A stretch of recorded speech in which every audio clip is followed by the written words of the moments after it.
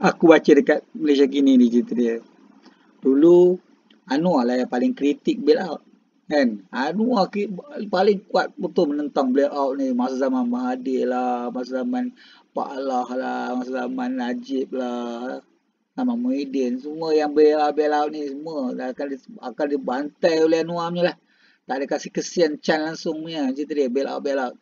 Tapi lah ni Anwar bagi kalian hayat kepada sebanyak 1.1 bilion kepada Sapura Energy. Bayangkan, bayangkan. Paling best dia 3 tahun dulu dalam debat dengan Najib Razak, Ketua Pembangkang ketika itu, Anwar Ibrahim mengkritik cadangan kerajaan untuk bail out atau selamatkan Sapura Energy Berhad yang dikelilingi hutang, kata dia. Dia kata sepatutnya tak boleh, kata dia. Kan? Aduh, yang katanya menerima banyak pelaburan dari Permularan Nasional Berhad. Kan? Salah tak ambil urus dan sebagainya. Tapi lah ni, dia tak seperti apa yang dia cakap kan. Dia memang hipokrit pun. Kaki kencing, kelentong dan sebagainya. Kita pun tahu cerita dia. Kan? Cuma, okey. Kalau kau tanya aku, kenapa dulu aku tak tibai Anwar Ibrahim? Okey, pasal apa aku tak tibai? Sebab dulu Anwar Ibrahim adalah ketua pembangkang sebagainya. Aku tak kacau. Sebab dia tak ada jawatan pun pembangkang nanti apa. Tapi bila once dia jadi Perdana Menteri, memang aku tibai dia, cerita dia. Aku tak bagi kesian dia lah, cerita dia. Nak kesian apa, cerita dia. Orang macam ni, cerita dia. Mengarut dia, kau nak bagi kesian. Kalau dulu dia kata, oh Mahathir bail out lah, Najib bail out lah, Pak Allah bail out lah sebagainya kan. Ni dia pun bagi bail out 1.1 bilion tu, banyak tu. Siapa nak haji? Rakyat macam hampir semua hidupnya, cerita dia. Kan? Sedangkan EY yang audit kan benda ni, cerita dia. EY kata benda ni tak boleh pun, cerita dia. Ada banyak masalah, cerita dia. Kan? Tak boleh nak selesai kan, cerita dia. Bayangkan dah audit forensik dah disahkan oleh dulu buat tu, tapi tak ada apa macam dia. Aku pun tak faham jugalah cerita dia.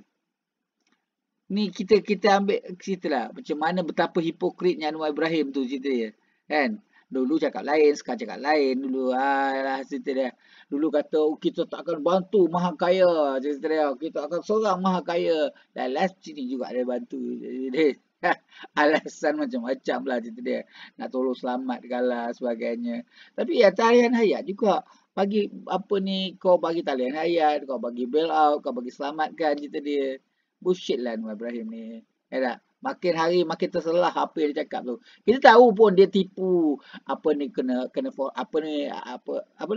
arsenik lah, sakit tengkuk lah, apa sebagainya, macam-macam lah tu. Kita tahu cerita dia.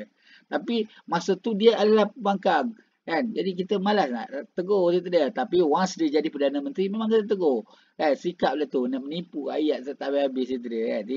Dia dulu dia bantai macam-macam, dia terang macam-macam sekarang ni. Tapi sekarang ni dia berubah.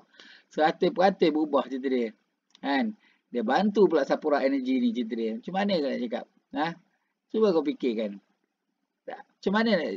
Macam how do we respect him, cerita dia. How do we respect him? Macam mana kita nak? Aku tak ngarut lah cerita dia. Dan kalau korang masih percaya lagi dia ni kan, tak tahu. Dia ni pun kalau ikut kan, dia bukan boleh tu kumpulan dia orang tak cukup tim juga. Sebab itu dia ada Perdana Menteri Kerajaan Campuran je, bukan je kekuatan daripada parti dia sendiri, tak ada cerita dia. Kan? Okey, itu je aku nak cakap cerita. Tapi kau bayangkanlah betapa munafiknya Anwar Ibrahim. Itu je cerita dia. Okey, Assalamualaikum.